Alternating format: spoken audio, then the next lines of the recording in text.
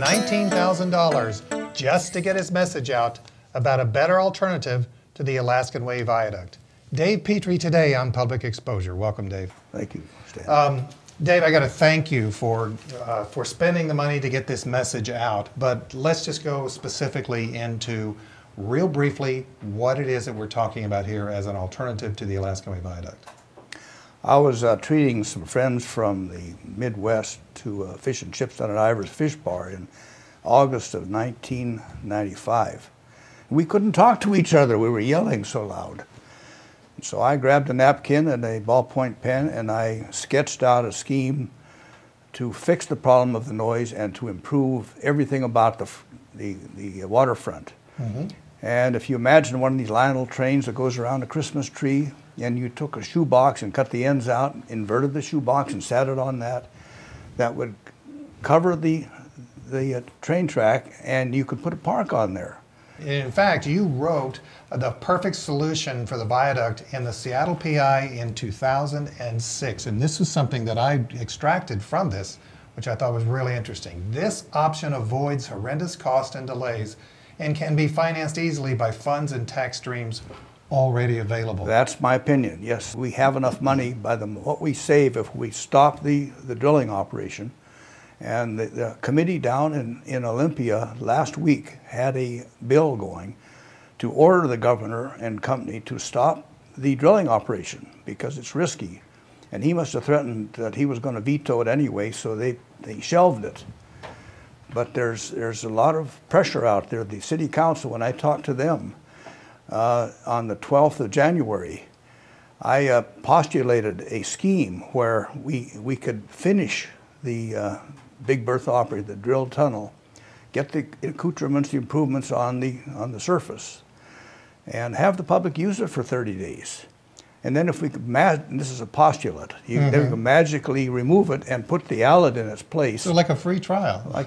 Yes, and you took words out of my mouth. Well, let the public try it for 30 more days and then had a public vote. There wouldn't be one vote favoring the bored tunnel. Yeah, that's for sure. But you know what? The public is, right now, they're listening to this and they're saying, well, who is Dave Petrie? How does he know anything about this? Tell us a little bit about you, Dave. I was working for the Atomic Energy Commission where we went out to Viaduct and we set off 3 nuclear weapons. We built a model of a Russian city and aircraft plant and also a trigger for the H-bomb, which was just coming. And I was in New Mexico and I got homesick. So I sent Boeing an application.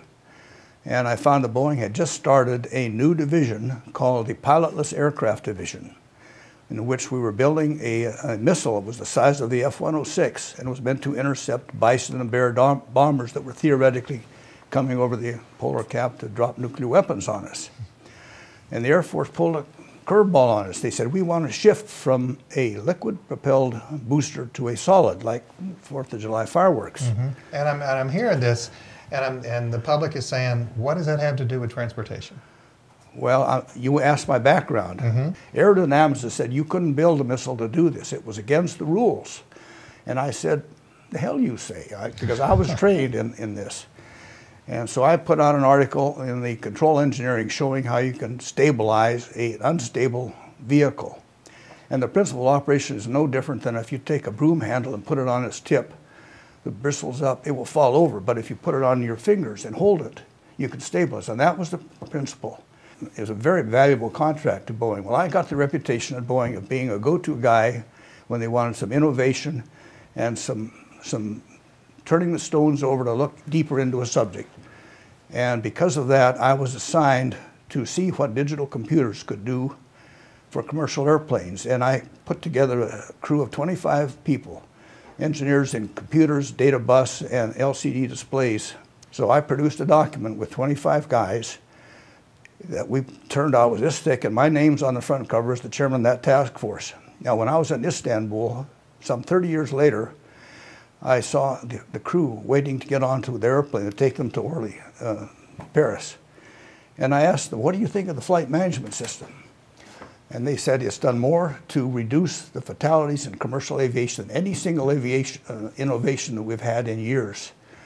and it's lowered the fatality rate from 33 people per billion passenger miles to 13. And so that's the kind of reputation I had as the go-to guy for anything that required some out-of-the-box thinking. So when I saw this ALID, and came up with the ALID, and the name, by the way, came from my artist, Tom Boatman. And he says, we've got to get a catchy name so that when people are down on the ALID, they'll say, hey, Joe, meet me down here at the ALID overpass number 3. But it stands for Alaska Lid, and that's pointed out in my article. But that's my background, is I'm known for that kind of thing, and so I know I'm good at it. I know I'm good at it, and so when I see a problem, I try to solve it. But you are an engineer by training. Yes, and I put the article out to the PI. I call it a simple viaduct replacement, and they thought it was so good. They talked to their experts, and they came back and they changed it to the perfect solution. And that was a slap in the face to our city transportation department, and they said, no way, that doesn't meet our requirements. And yeah, we're gonna talk about what the city did, but let's talk about a little bit about what we have right now. And what we have is well, the Alaskan Way Tunnel, as the WashDOT proposed it, $4.2 billion before cost overruns. It will carry fewer vehicles than the existing viaduct. It has less access to downtown, and the toll is going to be $3.50 one way. Are you saying that ALID is a better alternative than that tunnel? Absolutely, on every count. Everyone that sees it says, why aren't we doing this? But I'm a small voice, and I need to have someone. I'd like to find a man who was popular in the business community or in a big, technically, a guy that could be the champion to round up the public. Well, but the public has voted to spend money on this project. I mean, the Alaskan Way Tunnel is something that the public is supposedly for, or are they? Well, we have 9 councilmen in the city of Seattle, and I gave the story to these councilmen on the 12th of January. And when I told the story, they bloomed jubilantly. And they're representing people out in the city. It's kind of a roundabout way of answering. We've got some government officials in our council and our mayor, which, by the way, I think approves what I'm doing, because I met with him 8 years ago when he first got into the legislature. Yeah, well, when he was in the legislature, though, Mayor, well, but he's now mayor, yes. He was one of the ones who was pushing for this tunnel, so you're going to have to change his mind on the tunnel to be able to get him to do anything differently. And in fact, just very recently, there's a big celebration because Bertha actually moved. By the way, as we do this show, it is February the 22nd, 2015. So just a few days ago, Bertha was able to break through, I guess, to be able to get it repaired. That's window dressing. Yeah, what does that mean? That means that people who are in favor of that will say, hey, we're making progress. But the masses out there do not want it in the first place. And they aren't getting their message reflected in what our government's doing. And the linchpin on this is the governor.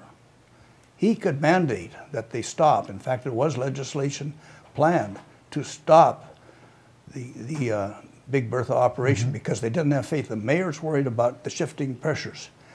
And they've had trouble on 30% of the bored tunnels throughout the world. Oh, really? When you say trouble, what does that mean? Settling. And really? Is the thing that bothers people because you're disturbing the soil. And all the pressure from those buildings, the mayor's afraid that something's going to happen and we're going to be liable for it. And he's uncomfortable with this, as a lot of people. And there's no tunnel of that. We have to have some small tunnels in the ALID to go into the North Portal, which is already being built. And I visited that last Friday. And let's get to the ALID right now. Your design, is it something that can be put into place now, even though we've gone far down the road with this bored tunnel? Yes, a professional business, when they're going to change the design on something, I don't care what it is.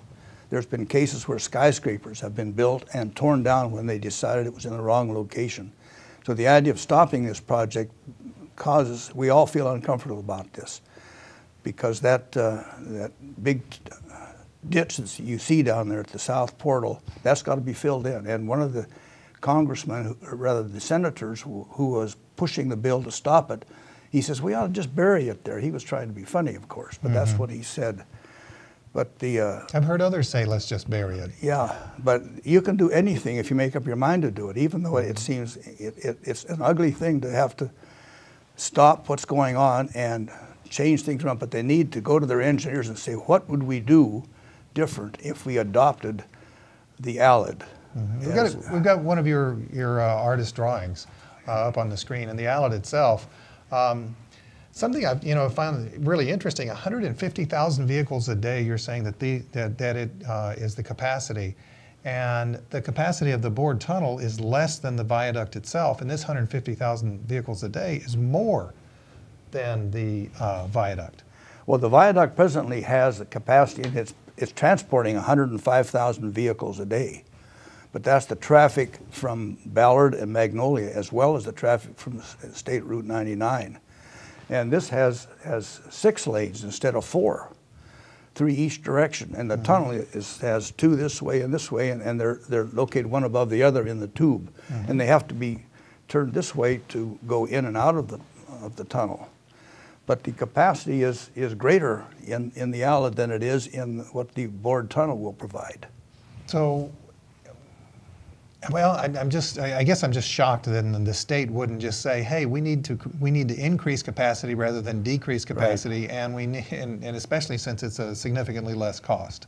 But the feeling is by our legislators is we've put this money into this, and no one likes to throw money down the tube.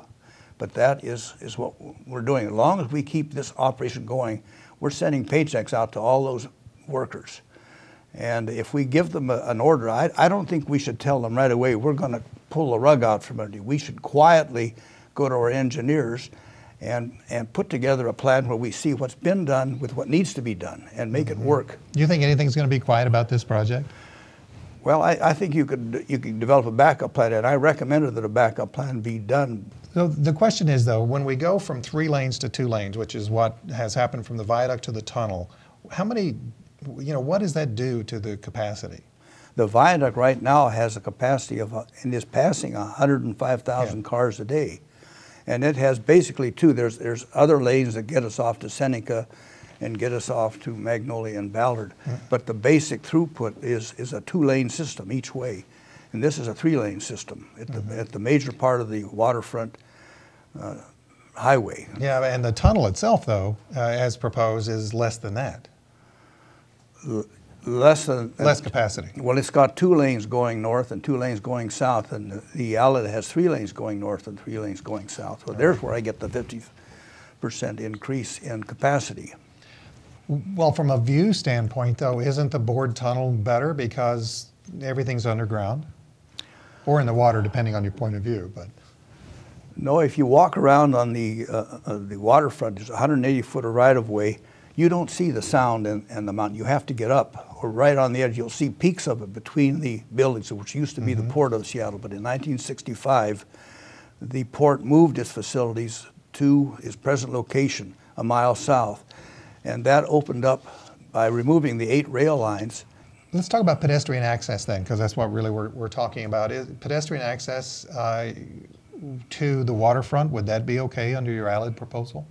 It'll take 2 minutes. If you're at First Avenue and you and your friend decide to go to have lunch on the waterfront, it'll take you 2 minutes to go through a stoplight-free path through the overpasses down to the waterfront. You can't get there that fast today. No, you can't. Because you've got to go to stoplights like you do at the Embarcadero and like we presently have. But there's no stoplights barring anybody going from down, just like the Marion Street overpass that takes you to the ferry from First Avenue. Same idea, but there'll be 6 of those. Something else that I found was really interesting about the proposal is the way that you bring in the technology itself. You talk about the surface tunnel segments could be fabricated by a concrete company in Tacoma and barged up. Yes, 6 hours to barge them up. And then I have a drawing in this series, there it shows it right there. The artist depicted this is Pier 63, and they lift these sections. They wouldn't look that way, but similar. And they can truck them down along the mile-long waterfront and set them up and put them together like a tinker toy set type of thing. And much simpler. It's above the water table, nothing like the Big Bertha, which is right through the glacial fill, the sand and the grit, which has caused the damage to the seals now. They're going to have to overcome that when they rebuild it in Japan after they get the cutting head out. Yeah, you talked about glacial fill.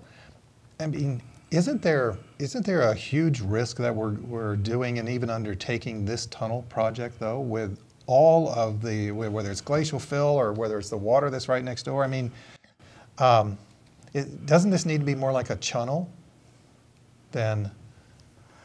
Well, if cut and cover is a channel, if that's what you're thinking, that's what the mayor favored. He favored cut and cover like the 3rd Avenue bus tunnel.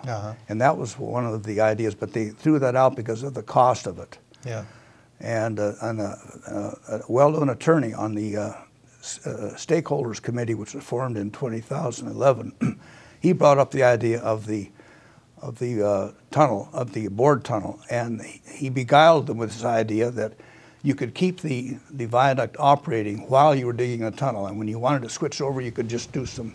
So it was a lawyer that brought up the idea? A lawyer, yes, on the stakeholders committee, and who's the stakeholders? It was a committee that was formed in 2011 to try to resolve this issue. It was a big kettle of fish. People didn't know what to do. Yeah. And I had already figured it out in August of 1995 when I was feeding some friends some fish and chips, and where the idea came to me. and we couldn't hear each other talk. And 2005 as well. You also have some, very fun parts to the proposal too at the south end. A restaurant, an amphitheater, swimming pool, the kinds of things that others have talked about, and you've got it in your plan as well. Well, you've got 9 acres. You can do all kinds of things. You can have a dog park, a kiddie park, a volleyball court, long skinny park, all looking out over the water to the Olympics. How about the construction itself? How would you detour people around? I mean, right now the detour is not fun, but it's working. Well, the detour now, they're running it where the parking lot used to be, underneath the viaduct, because I just drove that yesterday, yeah. And I have a similar plan, which there it is, where I propose that we turn Alaskan Way into a stoplight-free freeway, and because we still have to get down there to feed cars onto the ferry and to service all the businesses. When I was down there yesterday, there was this huge gulf, and it's really torn up, but they are getting the seawall part of it fixed before they have to fix everything up. As we go further, I guess, towards Battery Street, is that what this picture I was using Battery Street in this, but with the new portals that I saw being built for the board tunnel, it would be better if we use that and feed the traffic from the surface road that I'm proposing into that by there's another drawing somewhere in here, but that shows the Marion Street overpass, which is similar to what we have on the ALID to get from the downtown to the waterfront. David, you just were talking about Marion Street and being able to get over, the pedestrian access, and that part is great. But you've got actually 6 points of pedestrian access to the waterfront instead of what they have right now. Well, yes, because that's the idea, is to eliminate the stoplights and the risk. How many people do you see that grabbing their children's hands, looking at the traffic to run across to the aquarium, for instance? Yeah, that's true. Or true. to go to the waterfront. That'll go away. And I brought up this graphic which shows escalators at the end. So that's something that you have for people as well? Yes. That's the way you get down to the promenade from the higher elevation of the park. So in addition to providing greater vehicular capacity, you've also got greater pedestrian access. Absolutely. As well. Very interesting. What was it that was driving you when you created this idea in the first place? Well, as I said earlier, I was the go-to guy at Boeing when they had a problem that was very difficult, and they wanted a fresh look at something, someone who would turn the rocks over, and innovative. That's the reputation I had, and it's in my blood. I do that. I do it for everything. And when I was talking to my friends while we were eating fish and chips, I was irritated that I had to shout at them like this, and they had to shout at me, you know. Well, and so that was the start of it. You've also incorporated something else, though, and it's the drawing that's on the screen right now. And if you can take the Atlantic Street interchange that you're talking about, how would this work with your ALID proposal? Well, I'm a transit consultant, and transportation is the field I've worked in most of my life, and I saw this as a way to improve access to the waterfront and to get through to Aurora Avenue, which is the main artery they were trying to build. You know, Seattle is a WASP-wasted city. The main artery is I-5, and it's too small. And they got the idea back in 1945 that they could take the traffic from Aurora Avenue and get it over to the waterfront and build this viaduct thing. They could increase throughput, and it's been a very handy way of increasing the throughput north to south. Mm-hmm. And I saw this as part of I saw other things as a weakness to improving the throughput, and it was an adjunct. It isn't directly connected to, but I saw this, I thought of the trucks coming out of the new port, and you'll see on there, it says Port of Seattle, a container terminal. All that came in 1956 when Malcolm McLean had trouble unloading his load at the ships in the New York harbor, and he says, this is crazy. So he thought of the idea of putting everything into containers that would fit on trucks, could fit on rail cars, could fit on ships. Mm-hmm. And that is an adjunct, I'll put it that way. So all of the wonderful ideas that you have worked on before, they've been in the private sector mostly, or as working as a private sector as a contractor for the government. This time, however, you're kind of in a political atmosphere. And in 2005, the Mayor Nichols at the time, he pretty much responded, didn't like it. Didn't like it at all, and interestingly, the person who signed the response to you was the seawall administrator as opposed to someone from the viaduct. I have two letters in which the city explains that my plan did not fit their requirements. Yeah, what were they? They said that people have to walk down the hill to this 19-foot wall and climb up stairways and then go across on these overpasses and then down the other side. That's crazy. That isn't the way it works, because nobody's going to be down there on that particular spot, because there's a bicycle shop and there's furniture refinishing, little shops along there. No one needs to go down there normally. But the way a person visits the ALID is they come in and they park in these robotic garages, which have a very high density. They store your car like Snicker bars in a candy machine. It's all done automatically. That's an advancement than what we had instead of these drive-through garages that we have at the basements of all of our skyscrapers. And in fact, the robotic technology for robotic parking is not new. It's not new, but it isn't widely used yet. Not in the United States, but in Europe and Asia it is. Yes, I've seen them in both places. How do they work? Well, you drive onto a pallet, you get out of your car and you go do your shopping, you visit the waterfront, whatever you want to do. And when you come back, when you get 200 feet away, you go on your cell phone and you dial in and you say you want this car. And a system that looks like a bunch of bicycle chains and sprockets will move your car from this pallet, which is it's vandal-proof. Nobody can get in, nobody can steal anything in a robotic garage. Further, you can stack them. But that car will be waiting for you. All you got to do is get in and swipe your card, pay for it, and away you go. Mm-hmm. We've got up on the screen right now possibly the best drawing that Mr. Boatman did when he did his drawings for you. Would you explain this drawing itself?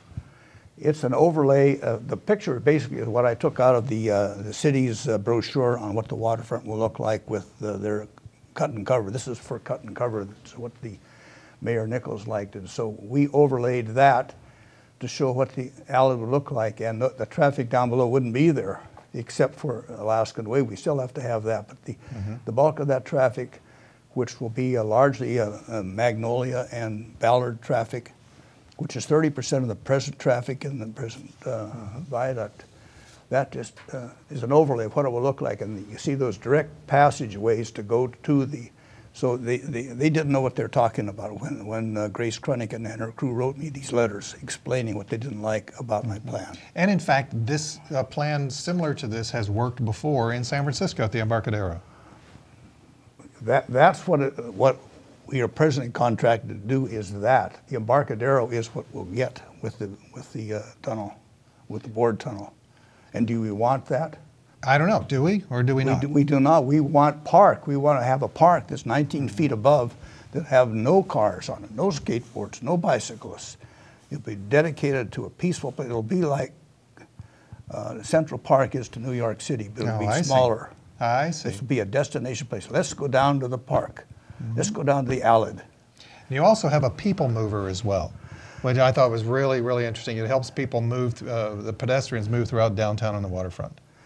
Well, I told the city that if I get royalties for this, because I've got it copyrighted in the Library of Congress, I will use that royalty money to fund a study. And I've talked to the man, he's in Chicago, but he knows the cabin taxi, which was developed in Germany. But it's an 11.5 mile circulator around downtown. It goes up to the University of Seattle University, up to Pill Hill. It'll go down to the stadiums. It'll go up to the Space Needle, to all those facilities on the south of the Lake Union, and you can actually drive to work and walk to work from where you park your car in that plan.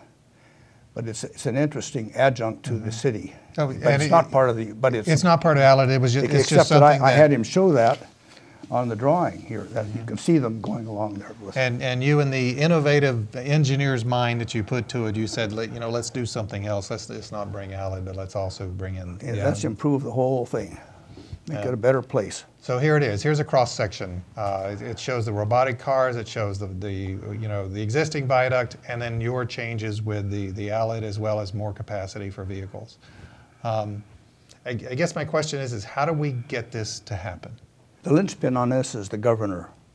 I spent my life in the industrial sector, and I know the competence of the people I worked with in the industrial sector would do it the way I'm describing, where they would make a study of what do we do to make this happen. And then you're talking about the political side, which I'm relatively novice at. And that's why I was so desperate I had to go out and put this ad in the paper, because I couldn't get a voice out there. With that, we're going to let that be the last word. Dave Petrie, thank you very much for being with us. Glad to be here.